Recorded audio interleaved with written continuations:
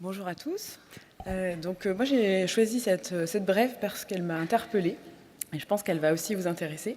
C'est un papier de McQueenie qui s'intitule Morbidity, Mortality and Missed Appointments in Healthcare, a National Retrospective Data Linkage Study. Pour les moins anglophones parmi vous, j'ai voulu faire simple pour la présentation, donc on va parler des patients qui nous posent des lapins. Et les auteurs de cette étude se sont intéressés à deux questions distinctes. Savoir quels sont les patients qui nous posent des lapins. Est-ce que ce sont en particulier les patients chroniques multimorbides? Et leur deuxième question était, et ces patients qui nous posent des lapins ont-ils un surrisque de mortalité? Ils ont étudié une cohorte en Écosse sur 3 ans, à partir d'une base de données du National Health Service, en médecine générale. Et j'ai mis des chiffres arrondis puisqu'ils ont à peu près analysé un peu plus de 11 millions de consultations chez un peu plus de 800 000 patients. Alors je vous présenterai deux figures de résultats. La première pour répondre à la première question. Donc c'est un peu écrit petit, mais on va travailler ensemble.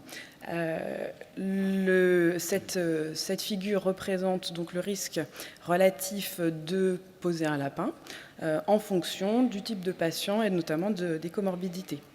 En première ligne, vous avez les patients qui ont au moins une pathologie chronique, physique ou mentale. Et donc, on analyse les sous-groupes, ici en vert, les patients qui ont 1 à 3 maladies chroniques identifiées. Et ces patients ont déjà 30% de risque supplémentaire de poser un lapin à leur médecin au cours de la période étudiée.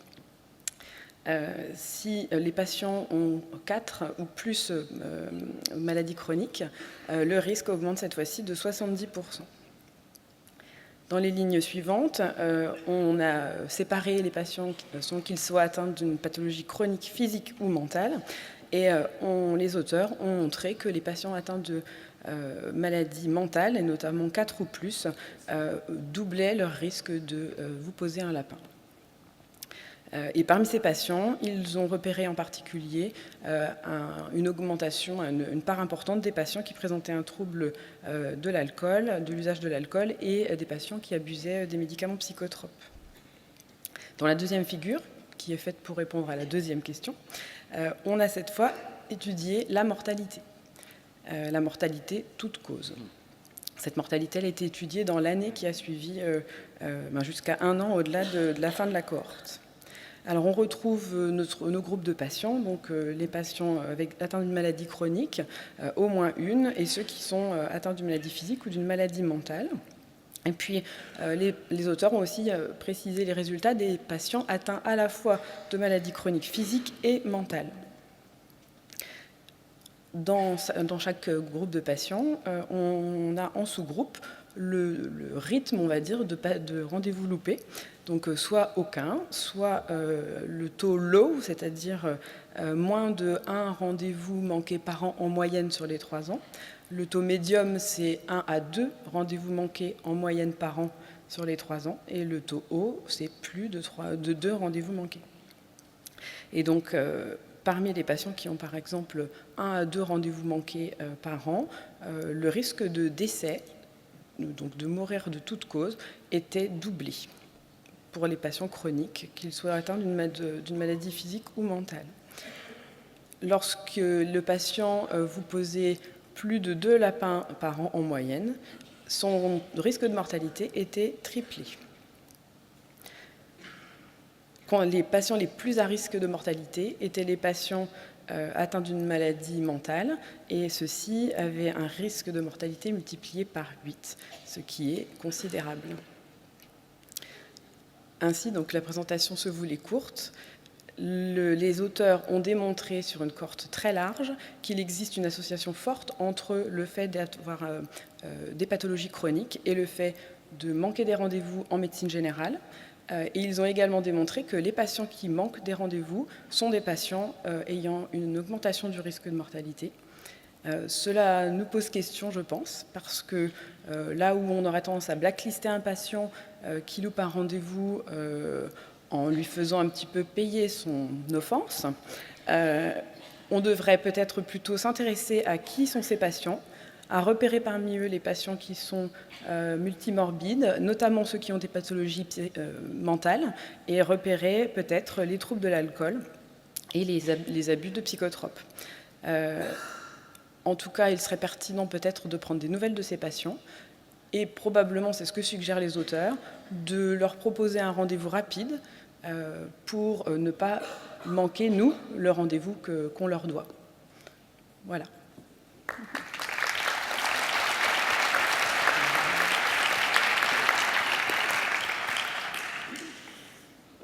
Pour Laure Rouget, je suis médecin généraliste dans un cabinet médical de pluriprofessionnel.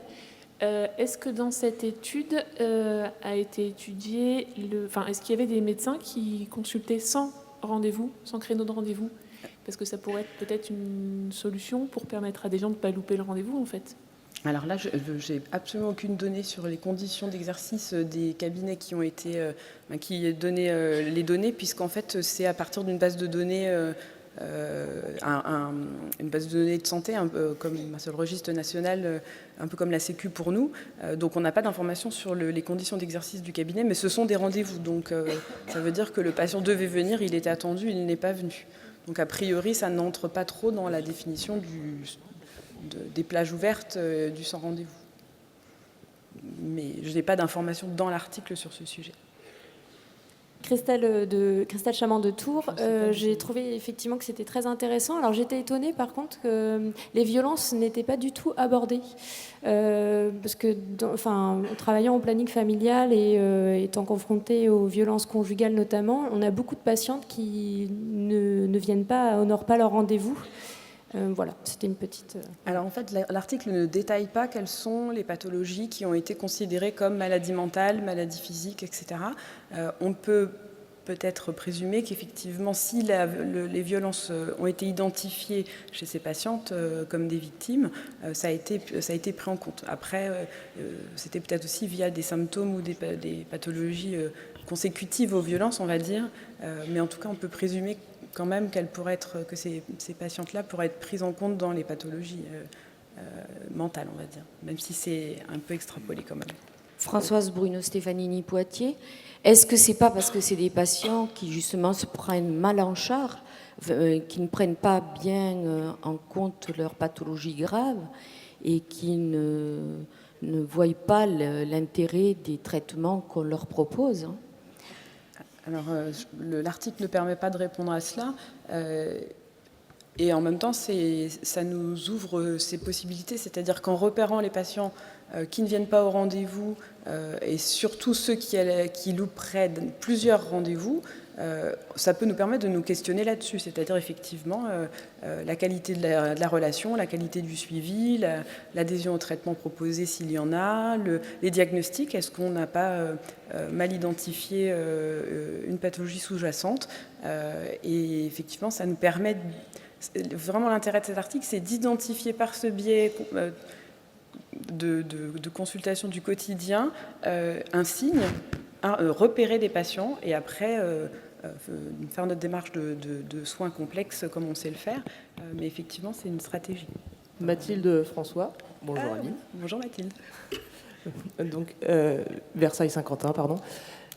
Ma question, et merci pour ta présentation, c'est surtout au niveau des rendez-vous manqués et la mortalité toute cause, est-ce que ça a été ajusté sur la multimorbidité? Est-ce qu'il y a une multimorbidité identique, du coup ils sont plus à risque de mourir s'ils nous posent des lapins? Oui, ce sont des données ajustées dans les deux cas.